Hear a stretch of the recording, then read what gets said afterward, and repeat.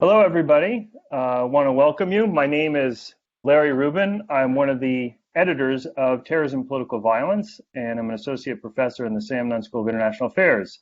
As the MC or moderator, rather, for today's event, I want to welcome you to Terrorism and Political Violence's first online event.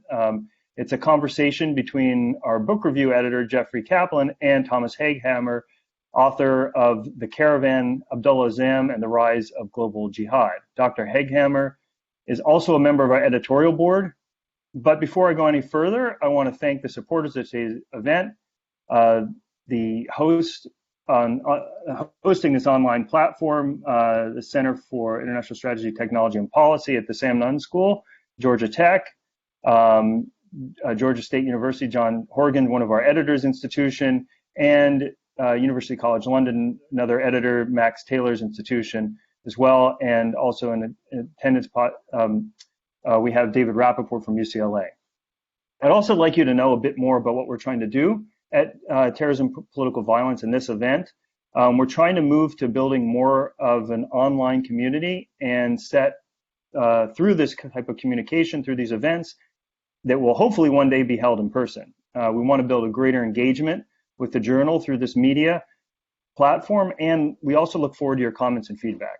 And since we've got limited time today, I want to quickly over the next hour, I want to tell you a little bit about what the next hour is going to look like. So in a few minutes, I'll turn it over to our guests, and they'll have a conversation for about 30 minutes, at which time we'll open it up for Q&A.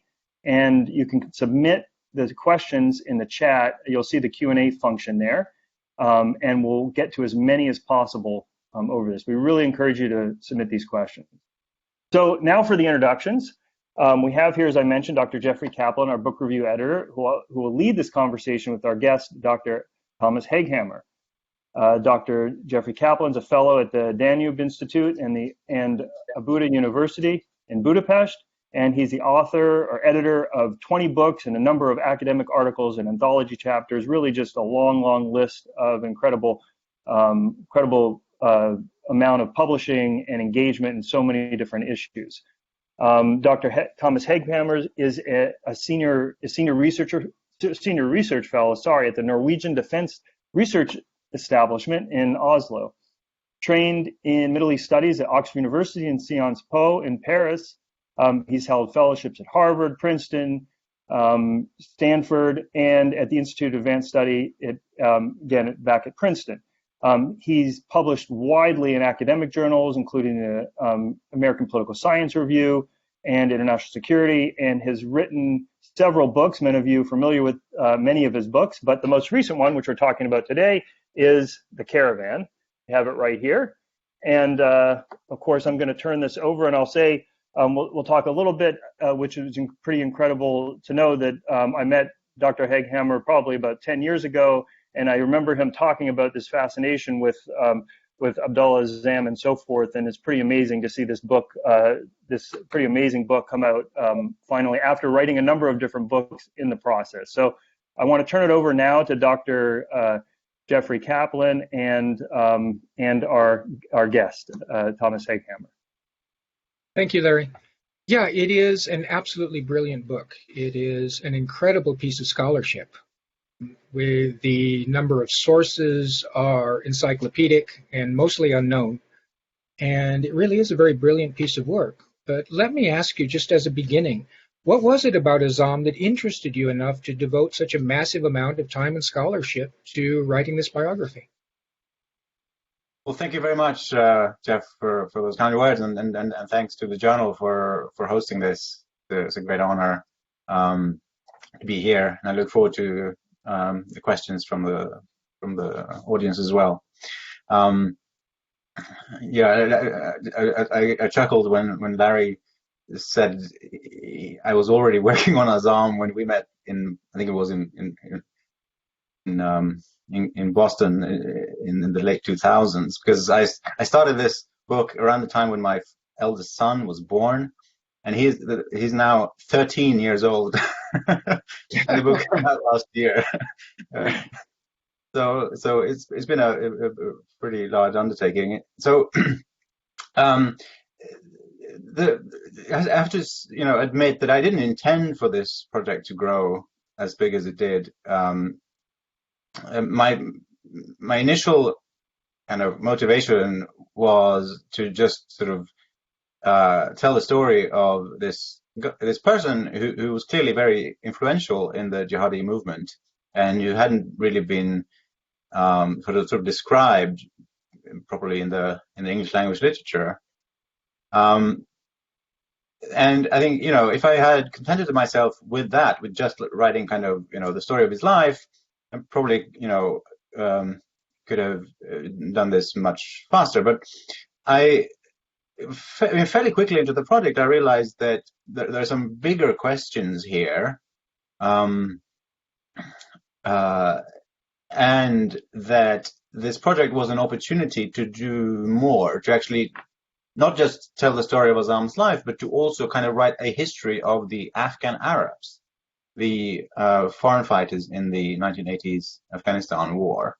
I mean, there has been quite a bit of work on the Afghan Arabs, but most of it covers like a facet of it, or a small period of it.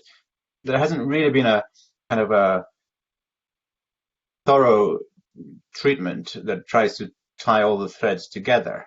So it went from becoming, a biography of one man to becoming a history of an entire movement over a decade, and then later on, I kind of, I realized that telling Azzam's life was actually a really interesting window into broader kind of, historical trends and social forces in the Middle East in the late 20th century. So I kind of expanded it even further to sort of, to address this larger question of why jihadism went global, why this kind of internationalist these internationalist ideas got so much traction when they did. So that's the genealogy of the project, and the kind of the reason it ended up being as long as it is. Fascinating. Let me follow up on this idea of the Afghan Arabs, because there is a mythology about the Afghan anti-Soviet jihad, that the Afghan Arabs were uncontrollable, that the Afghan tribes were either afraid of them or held them in contempt, that their violence was so much greater than Pathan or Baluchi, etc. Is there any truth to that mythology, or like the U.S. involvement, is it a myth? I think that perception is very much colored by things that happened afterward, by things that Arab foreign fighters did in the 1990s and 2000s. One of the rather interesting findings in the book is precisely this: that the Afghan Arab the foreign fighters were, as far as I can tell in the sources, were less brutal on the battlefield than the Afghans. There are actually, there's this sort of, as you suggest, there's this general kind of tendency to kind of distinguish between kind of the locals and the foreigners. And the locals are kind of the good guys, the good rebels. They kind of, they're more moderate. They don't do as much beheading. And they fight locally. They don't run around attacking in Western capitals and such. Whereas the foreign fighters are the really bad guys. They're hardened by a life of itinerant fighting, etc. And that's largely true. When you come to the 2000s at least. But what's so fascinating is that it was kind of the other way around in the 1980s. There are lots of reports of pretty brutal things done by Afghan mujahideen. Lots of torture, bombings of civilians in Kabul, and so on. There's almost none of that regarding the Afghan Arabs. The Afghan Arabs mostly, actually most of them just hung out in Peshawar, the border city in Pakistan, kind of being part of the support apparatus. And when they fought inside Afghanistan, it was mostly conventional warfare. So that the sort of notion of the the brutal foreigner and the kind of the good local, it wasn't really true in that period. Yeah, in the end, the Afghan tribes tell the story, and the Arabs went home. So, yeah, fascinating. What does his biography tell us about the process of Islamist radicalization today? What are the lessons we can draw? So, Azzam is a kind of an idiosyncratic figure. So I'm not sure how much we can kind of generalize about from his case. I mean, he was special in several respects. One was that he had a strong academic talent, which brought him to the top of the kind of the Islamic religious education system, with a doctorate in Islamic law from Al-Azhar in Cairo. But at the same time, he was kind of a vagabond and an activist, because he was a Palestinian who grew up on the West Bank, but in 1967 he left Palestine during the Six-Day War, and he never went back, and kind of remained an exile or refugee for the rest of his life. And this combination of exceptionally strong theological credentials and this sort of vagabond existence, I think is relatively rare. And he also helped explain, I think, why Azzam was one of the very, very few kind of proper Islamic clerics to join the Afghan Jihad. For many years in the 80s, he was the only resident Arab cleric with a PhD in Islamic law in Peshawar. A handful of others joined him at the end of the 80s, but for the most part, he was the only one. And I think that was because he was rootless. Whereas his kind of peers, other people with PhDs in Islamic law from Al-Azhar, they would be safe, in cushy jobs in their home countries and had fewer incentives to leave. So there's something about that sort of, migrant existence, I think, that made him kind of available, and perhaps also that influenced his kind of transnational outlook, because he was throughout his life, very skeptical to the idea of the modern nation state. He wanted the Middle East to revert back to a kind of a macro unit like the Ottoman Caliphate. He believed that all these other newer international borders were artificial, and should be brought down. And even though he had to work, with this new kind of system of nation states, by residing in Jordan for a while, and having to cross borders and dealing with authorities in various ways, he was fundamentally opposed to this and wanted, to kind of the whole region to be united in one polity and all Muslims to be kind of together as a unity. And of course, this I think underpins his kind of involvement in warfare, because we'll come back to this, I'm sure. His kind of main message was that if Muslims are being attacked somewhere, all other Muslims in the world have a responsibility to come to their assistance, as what we would call foreign fighters. He doesn't call them that, of course, but this idea of kind of a solidarity that completely transcends national borders was his, and I think has to do with this sort of fundamental kind of vagabond existence and outlook on the world. How much does his Palestinian background figure into this global view? Because one of the things that has always struck me in recent years is the number of Palestinian intellectuals, fighters, etc., who are not engaged against Israel, who aren't really engaged in Palestine, but go into international movement and make their name there. What does that say about the Palestinian situation? Well, it's a very interesting question. In fact, it's so interesting that I co-edited a special issue of a journal on this very question, kind of the Palestine factor in transnational jihadism. In the journal, what journal is that? If I could jump in for our listeners. That was Die Welt des Islams. It's a German language title, but they publish also pieces in English. And I co-edited that with Joas Wagemakers. It's now almost a decade ago, I think.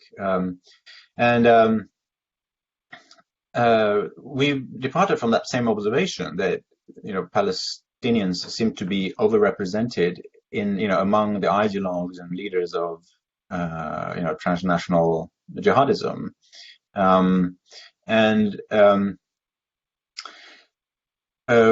we kind of found that sort of the picture is kind of a little bit more unclear when you go into the details, but there does seem to be a certain overrepresentation. The problem is that the numbers are so small. You're talking about sort of 4, 5, 6, 7 important figures. So but it's still very small numbers. You can't really kind of perhaps not generalize about it. But if I were pushed to speculate, I would sort of suggest that it has to do with several different things. One being a combination of sort of a kind of forced transnationalism, that people are uprooted, they're kind of thrown into the open space that is the foreign lands, and when you have already when you've been uprooted, it's perhaps easier to continue in a kind of more being more mobile, but also Palestinians have always had a relatively high education as on average compared to other populations in the area. So it could be that they had a higher proportion of basically intellectually resourceful people as well, and there could also be just sort of a symbolic value attached to this sort of Palestinian identity, that that if you came to Islamist organizations or Islamist fora as a Palestinian, you would have a certain aura about you. You'd be just by virtue of being from Palestine, from this sacred land, so brutally occupied by the enemy, etc. Then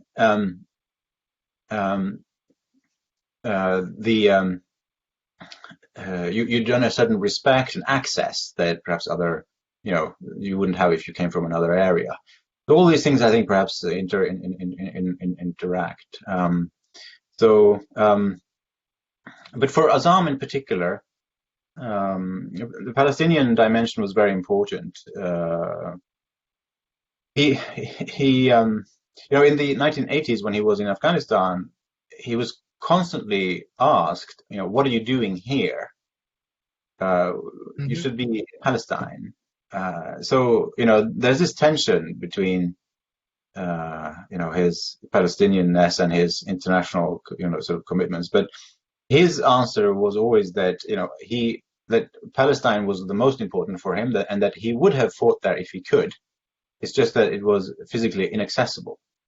And so for him, fighting elsewhere was sort of the next best option. And he, he explained on some occasions, and I mentioned this in the book, how he viewed, Afghanistan as a potential kind of stepping stone toward a future, military assault on Israel from the outside. That that training camps and such in Afghanistan could actually militarily empower, Palestinians and others, and prepare them for, and increase the chances of success in a future, reconquest of Palestine. This one minor point in this cachet of being Palestinian point really interested me, in that when I, just on a popular level, when I first went to the Middle East, which was in about the 1970s, mid-1970s, the people were intensely interested in Palestine. They were intensely anti-Israel. They were very much taken with the idea of Palestinian liberation. And in recent years, returning to the Middle East finally and living there for a while, that's gone. It's as if the Palestinian case is old-fashioned, something that our fathers and grandfathers were interested in, and if they haven't taken their liberation now, they're never going to. And that seems to push more and more fighters, intellectuals out of Palestine into the other movements. There's simply a surrender on it, or an intellectual exhaustion with it. Have you run into that? And is Azzam therefore? I've noticed the same thing. There's a having worked on this for now about 20 years, I've been able to kind of witness the transition from, an era in the early to mid 2000s where, this sort of pan-Islamist sentiment was very strong and pervasive, and where the Palestinian issue was really central. It was it was frontline news everywhere, constantly almost, for a long time in the region, to a situation now where that pan-Islamist sentiment of solidarity is gone, at least from media and kind of the observable channels. The problem now, of course, is that with authoritarianism, we have fewer sensors to gauge what people actually think about certain things. But certainly what we can observe suggests there's much less kind of just, enthusiasm or interest in the Palestinian issue. It doesn't mean it's gone. So it's not a black and white issue, but on the spectrum, the pendulum has certainly swung away from solidarity and towards basically more nationalism. Different, citizens of different, countries in the Middle East caring more about their respective countries and less about the Ummah or the Arab people or any other sort of, larger collective. So I agree with that observation. And sometimes it's almost, perplexing to look back at some of the historical sources to see just how powerful these causes were and how much emotion they arose, when and compare it to now when it's a very different landscape. Very. Before we leave the subject completely, we have a question from one of the audience, Michael Ott, and isn't there an ideology that the fight for an independent Palestine is against the West and not just Israel? Given that the West/UN imposed the nation of Israel on the region and continues to bolster that nation, it would seem to be a legitimate sort of logic. If you want to react to that one. Would you mind repeating it? Because I wasn't sure. And I'm reading it as best I can here. The very small print, and my eyes aren't what they used to be.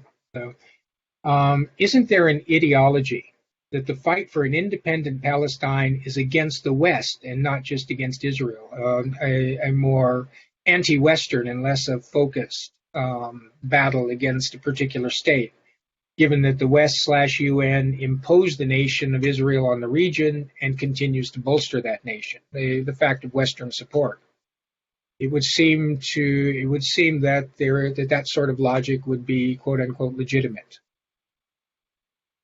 Yeah, so I mean, if I understood it correctly, then yes, I mean, part of the logic of Al-Qaeda's strategy of attacking the West was that it would, in the long term, help liberate Palestine. The fundamental logic of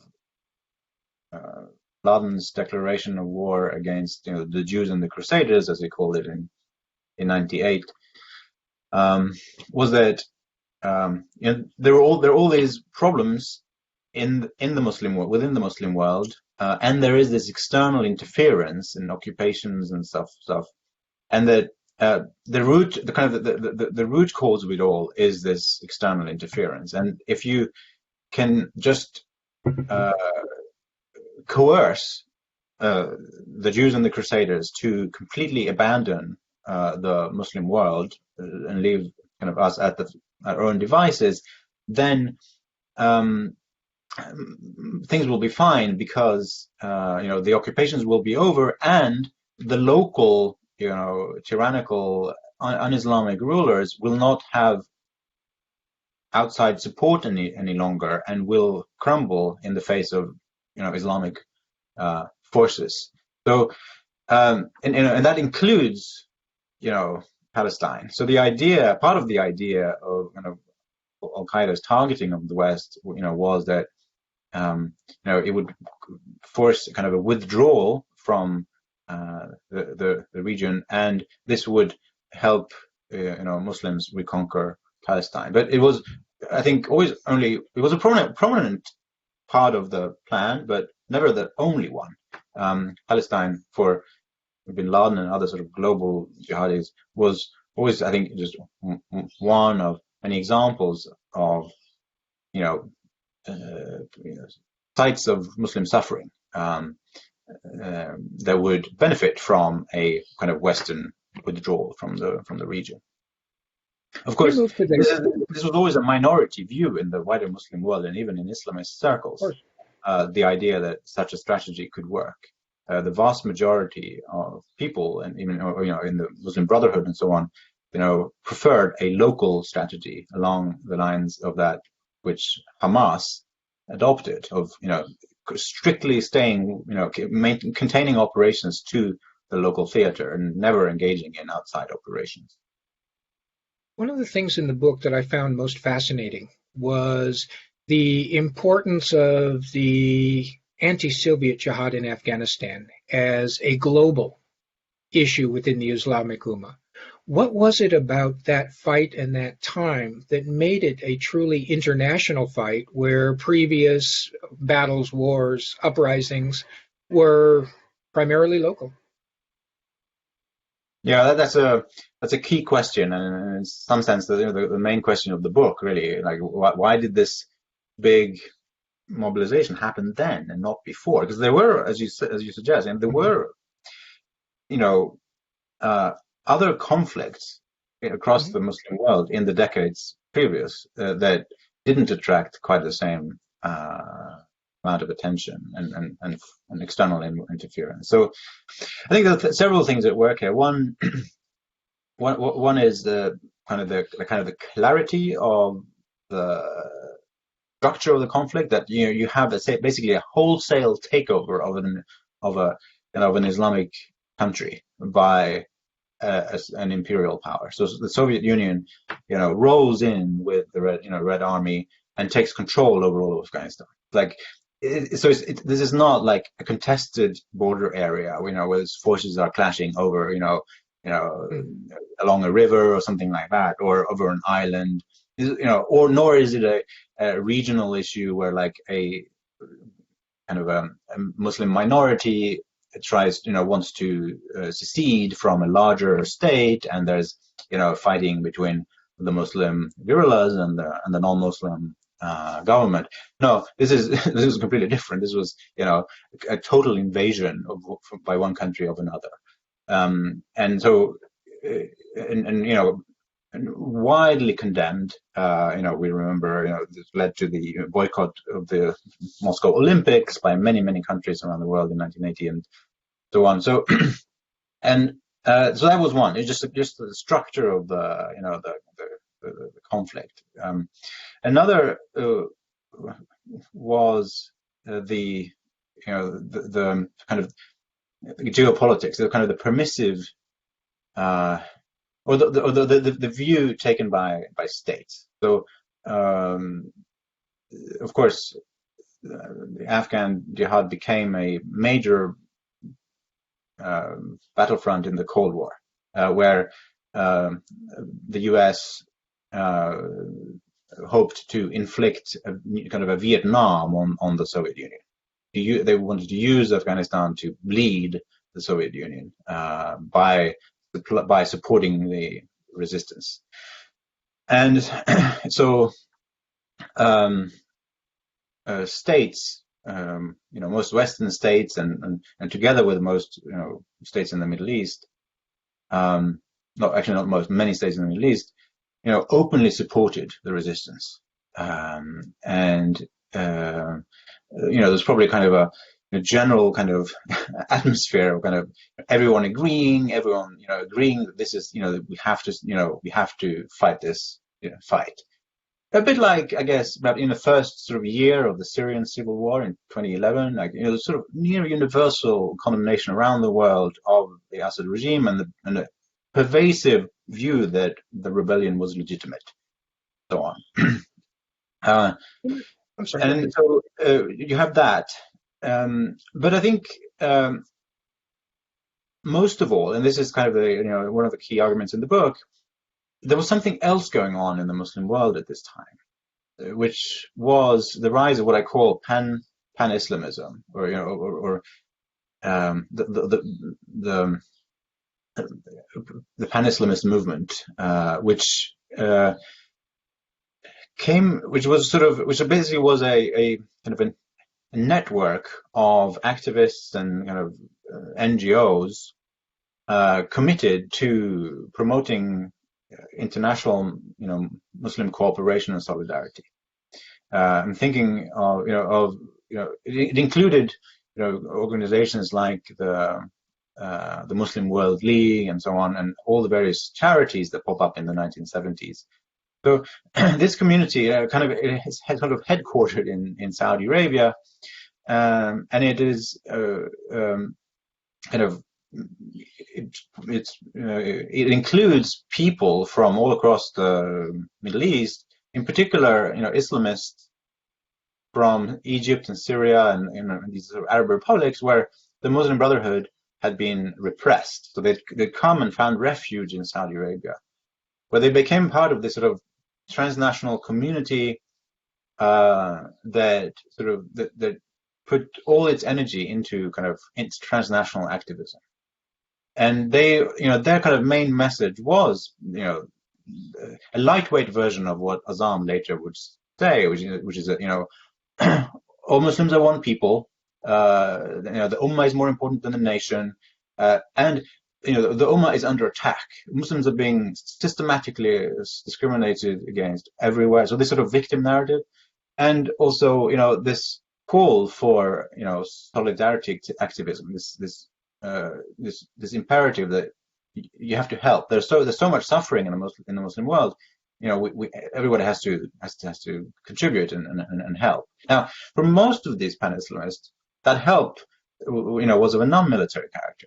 They wanted people to donate money for aid, development, and so on. But this idea, this broader idea of that we're all together, we're one nation, etc. Could later be taken in a military direction. Because this is what Azzam does. He takes that idea and he says, well, yeah, I agree with this, but it's not enough to provide aid. We have to fight as well. But this broader idea of that we're all one people and that we're all being persecuted was really on the rise at this time, in the early 1980s. I think helped, explain some of the, some of the support that the Afghan Arabs had. And I think this sort of movement, to return to what we talked about earlier, I think that sort of era really only ended in the, about 5 to 10 years ago. It lasted from sort of the late 70s until the early 2010s. In this entire period, this notion, of these sort of pan-Islamic ideals were very strong. One of the fascinating byproducts of this is that, yes, the pan-Islamic idea is very strong, but in many ways it echoes the rhetoric and the ideas of Arab nationalism of an earlier era, save without the nation state, as if they've given up on the nation state and they're looking for something greater. And the only place to find that is in Islamic history, trying to recreate a polity or a golden age that perhaps never was. Is there any validity to this? Yeah, there's similarities. I mean, they're both, what some people might call macro nationalisms,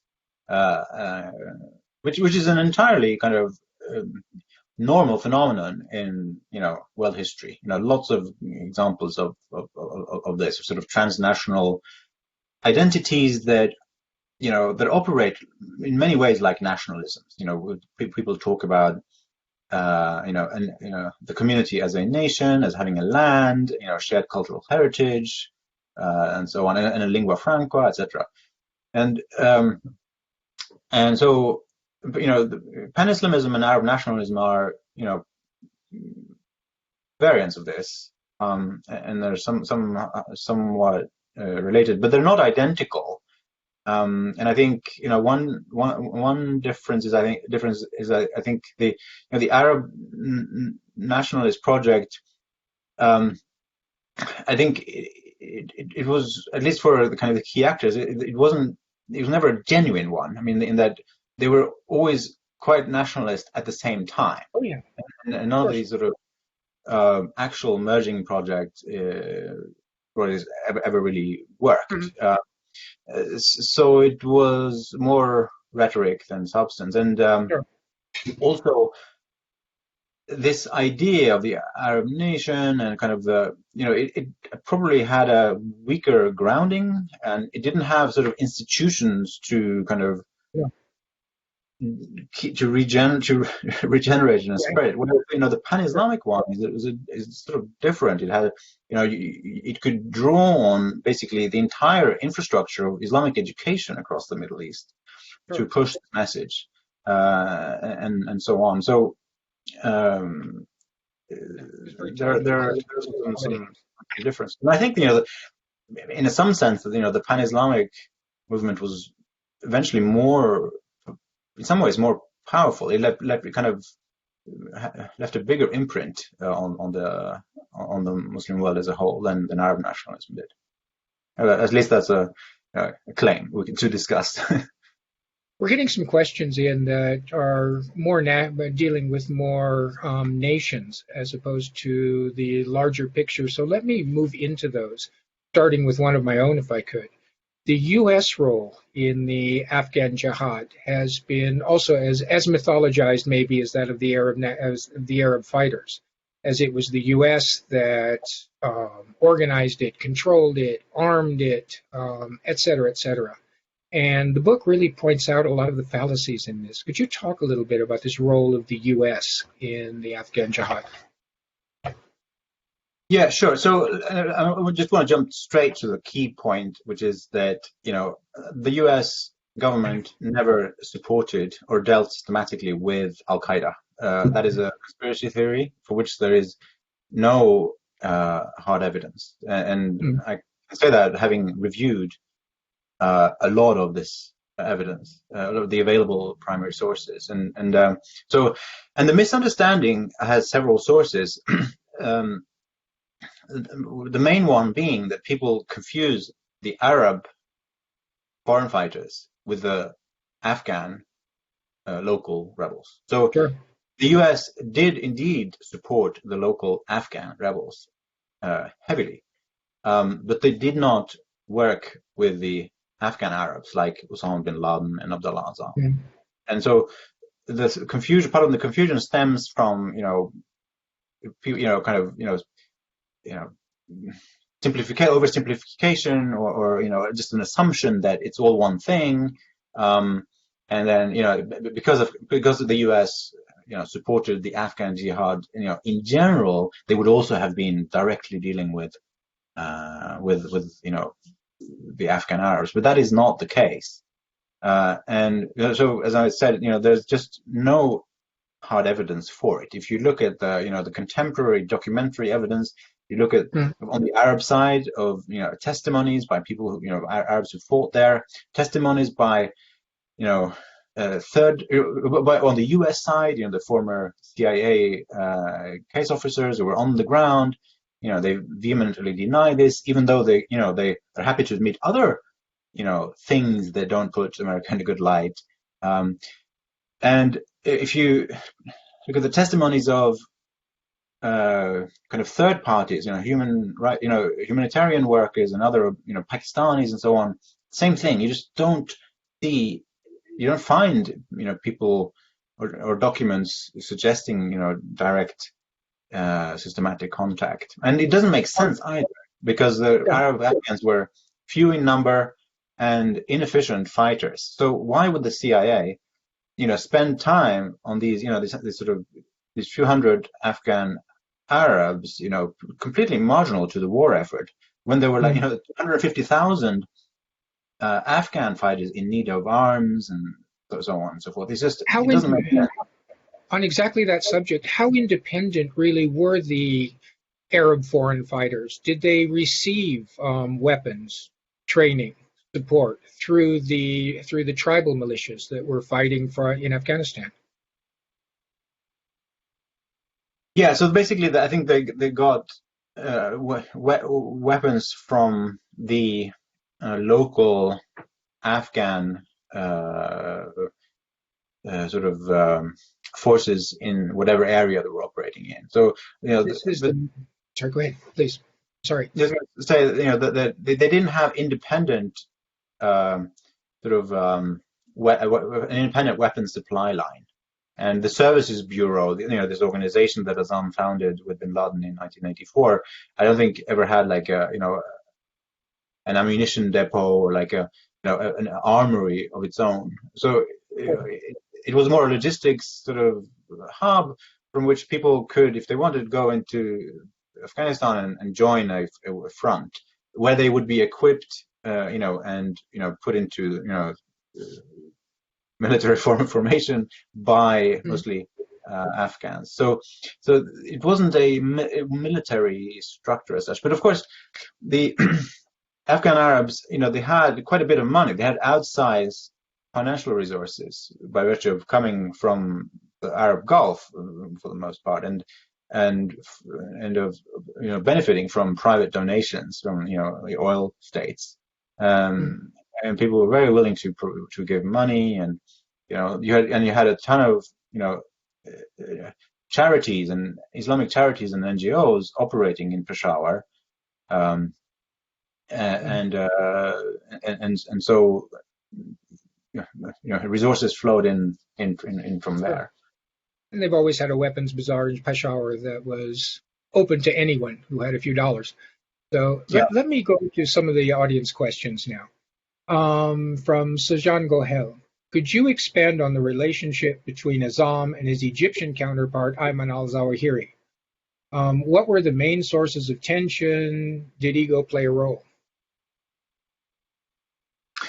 Yeah, so this question is important because it kind of touches on the question of where Al-Qaeda comes from, and what because there's always been this sort of debate about how Al-Qaeda really came into being. What were the big ideological rifts? What were the intrigues in the Afghan Arab community that led to some of them, including bin Laden and the Zawahiri, going off forming Al-Qaeda, whereas others did not. And I guess we can say that the sort of the mainstream account, or the kind of the dominant narrative regarding this, is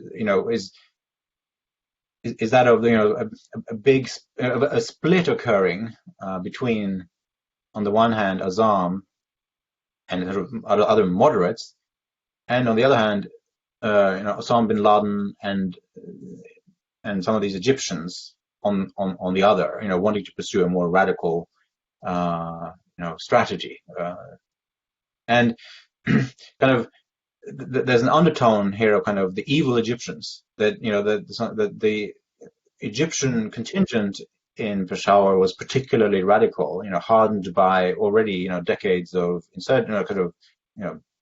opposition to the Egyptian regime, and so on, and just being more hardline than everyone else, and that the Egyptians, including Ayman al-Zawahiri, somehow sort of manipulated bin Laden to get him on their side so that they could get the money that came with bin Laden.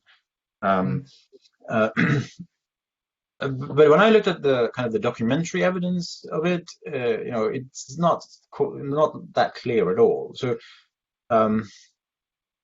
first of all, there is very little contemporary evidence for bin Laden and Azzam being unfriendly, even towards the late 80s. I mean, there were some tensions, and they drifted apart, wandering in different circles. But there were never clashes or outright criticism or anything like that. They continued to kind of treat each other friendly way till the end.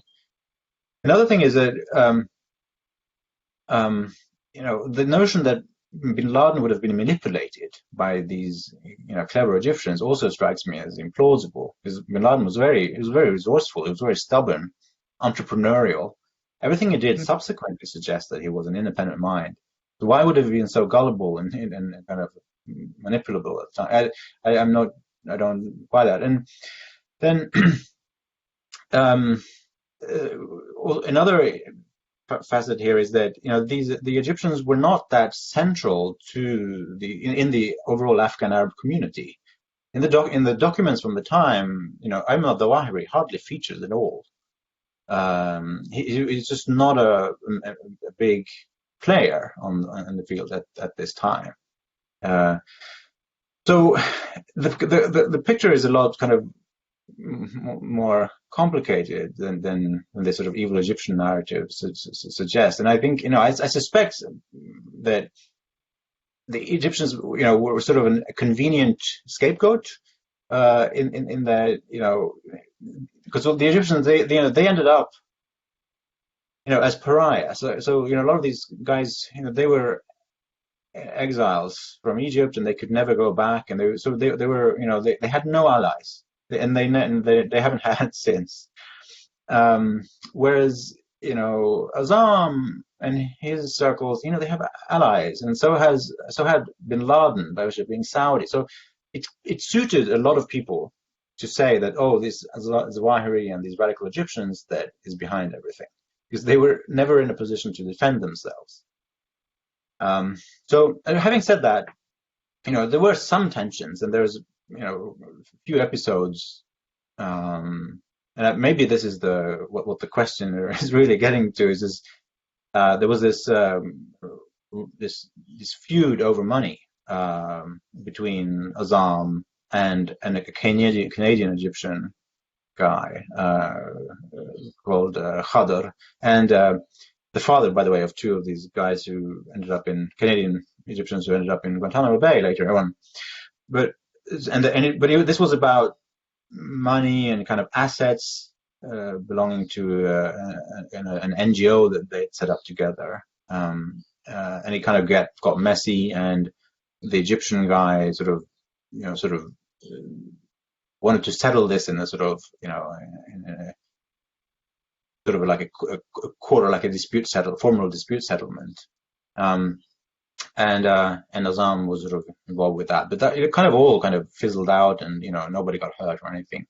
So there were tensions there, but but not sort of, nothing very dramatic. Yeah, just as a footnote, in talking to guys in Saudi Arabia who are around my age or a bit younger, the evil Egyptian narrative is really big. Why is there radicalism in Saudi Arabia? Why does ISIL have believers in Saudi Arabia? It's because of Egyptian teachers who were here. And the Egyptians brought all these evil ideas into our pure society. And you see that throughout the Middle East now. So it's a fascinating macro narrative to go with that. From Beatrice de Graaf, from the perspective of her interviews in Indonesia, she asks, convicted jihadists invariably point to it in Indonesia, point to Azzam to explain their inspiration in growing into jihad. What makes his work and his theories so appealing, especially also in Indonesia? That's a great question, and the short answer is it's because it's relatively moderate. Moderate, compared with some of the later ideologies in this movement, so Azzam's message was actually quite sort of generic. It was just about it's very important to wage jihad. That waging jihad is in itself, an objective that everyone should do. It's good for your moral character, and secondly that the jihad should be waged, in a particular form, namely, in a sort of conventional warfare in limited areas. Basically what we would call kind of guerrilla warfare, or struggles of national, liberation in other terms. So basically, the type of fighting that you had in Afghanistan in the 1980s, or any other sort of local rebellion. Azzam, didn't advocate, attacks against the West or bombings in Western cities or things like that. Of course, there's another debate whether he might have come to embrace such a strategy, like a global kind of terrorism strategy, if he had lived into the 90s and 2000s, but that's another story. But at least the stuff that he's on the record with is more moderate, and more moderate than the message of Al-Qaeda and Islamic State, and it's also kind of more intuitive and sort of acceptable in some ways than the rest. So, because in some sense, Azzam, mainly talks about these sort of struggles of national liberation, and it's not difficult to disagree with, in some sense, with a lot of things he's saying, because this overlaps with sort of just general anti-imperialism, or third worldism that we have, in our own societies, and so Azzam kind of is a sort of a gateway drug. So he's someone that people who are not very far down the radicalization spectrum can accept and be persuaded by. So if you take someone off the street, feed him an ISIS manifesto or a Bin Laden declaration, they're going to go, that's way too harsh. I don't agree with that. Feed him an Azzam pamphlet, and he'll be like, it's not wrong. And I think the solution he proposes is a bit more hardline than I'm used to, but I can probably work with this. So that's, I think, the key, that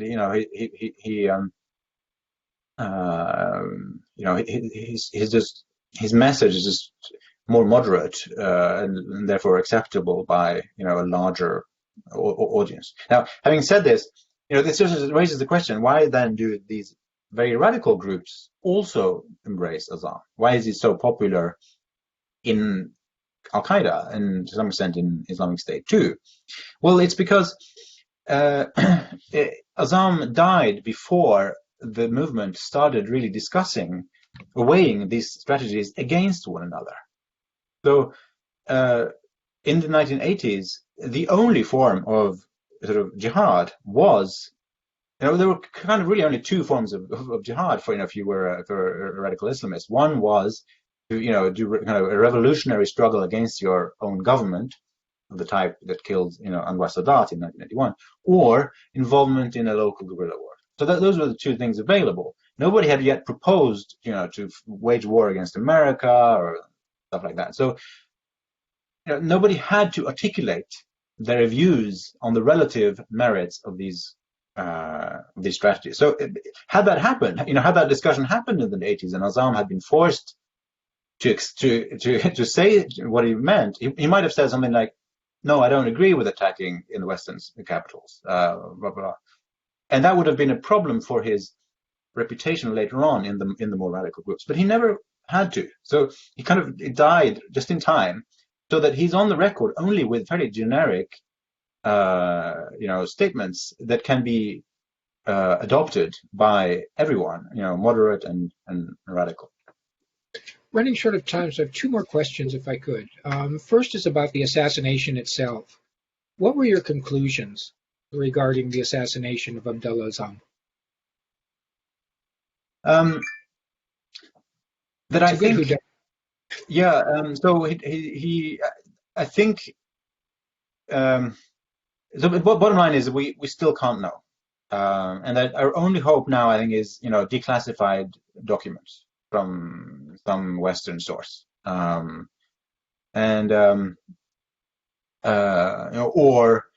some key player in, let's say, in the Pakistani intelligence, decides to kind of tell the full story, what happened. But right now, the stuff that's in the public, domain just doesn't allow for really any conclusions. My kind of thinking around it, having looked at sort of, what's there in terms of forensics and so on, is that it was a pretty, sophisticated operation, which would have been a lot easier to carry out by a state than by a non-state actor. And also, I'm thinking it would have been a lot easier to carry out for a state actor, operating on home turf.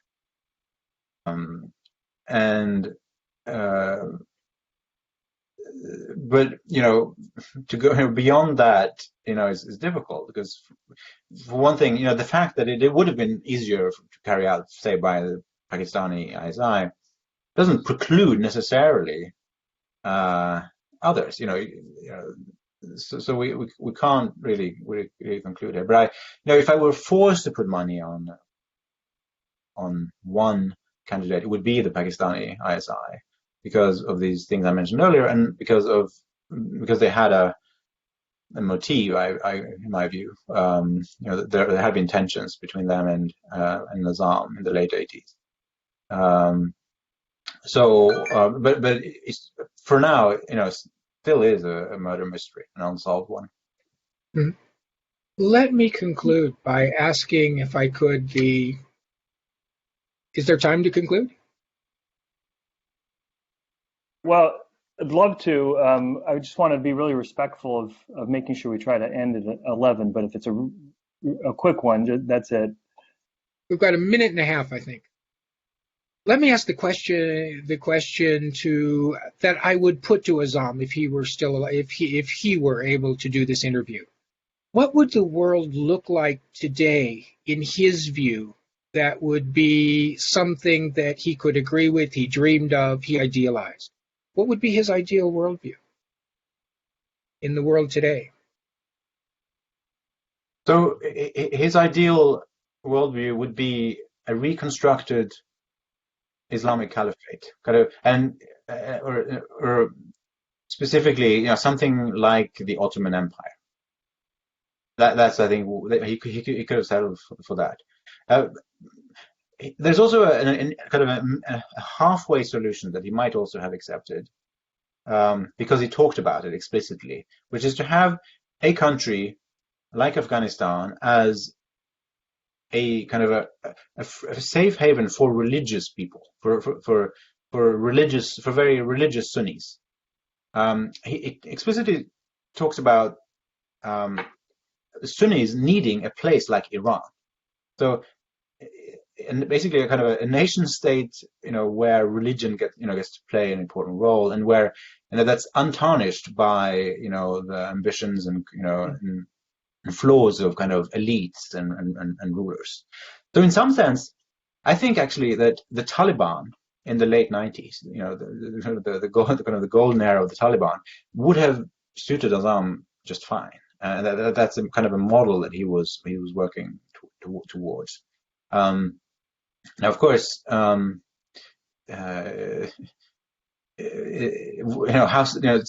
question is, whether such models are sustainable in an increasingly globalized and kind of interactive world. But that at least I think is what he would have replied.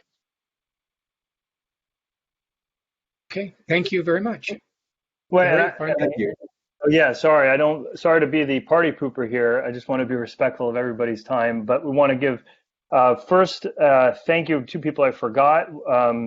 I didn't mean to, Chris and Jessica, for their support. Also want to welcome Dr. Beatrice de Graaf, who is one of our new editors, to join the board. I should have done that out front. She asked a great question. We're very, very happy to have her. And of course, last and certainly not least, Jeffrey Kaplan for doing this, and of course our guest, and of course our editorial board, Thomas Hegghammer, who wrote this incredible book. Also recommend this one, which is another good background one. Thomas, you can tell I'm a big fan. Anyway, I want to welcome, say if you've missed anything to the video, we'll have it up, and look forward to more of these talks in the future. Thank you, both of you, and everybody else in attendance. Take care. Thank you so much. Bye. Thank you. It was a pleasure. Bye-bye.